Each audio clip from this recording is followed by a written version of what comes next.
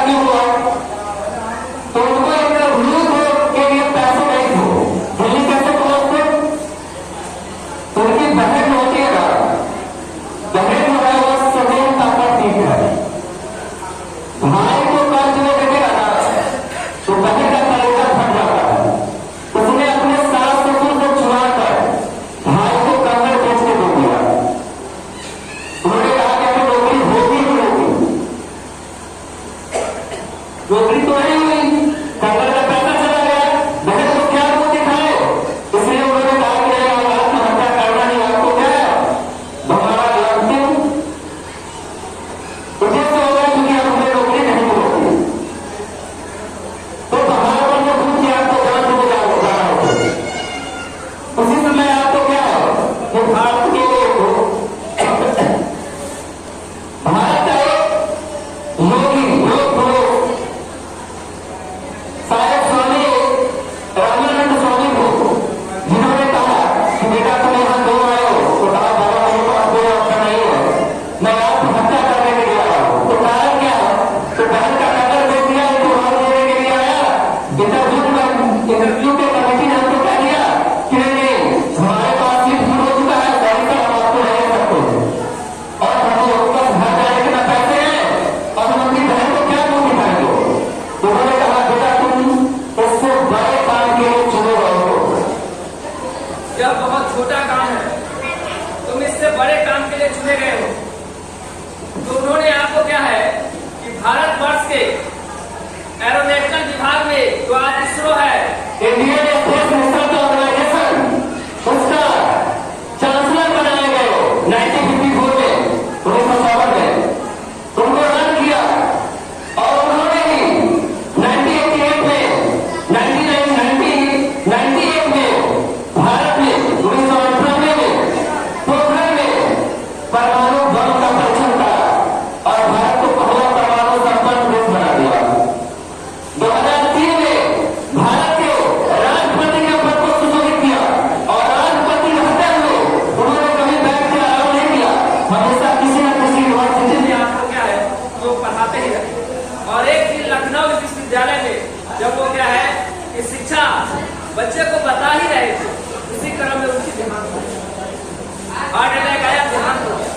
तो कहने का मतलब है कि शिक्षा अगर आपके बल में है, शिक्षा आपके पास है तो चार वो कार आप नहीं खरीद सकते हैं, लेकिन अगर शिक्षा को अपना धर्म मानकर, अपना सब कुछ मानकर उस पर मेहनत करने लगेंगे, और जिस दिन आपने रुपये से क्लियर किया तो बधाई लोगों को बाबू लोगों को खा रखा होगा, दूध को खा रखा होगा, लेकिन आपके पास आपके पीछे 50 वो कार का काफिला चलेगा। ये है शिक्षा का काम।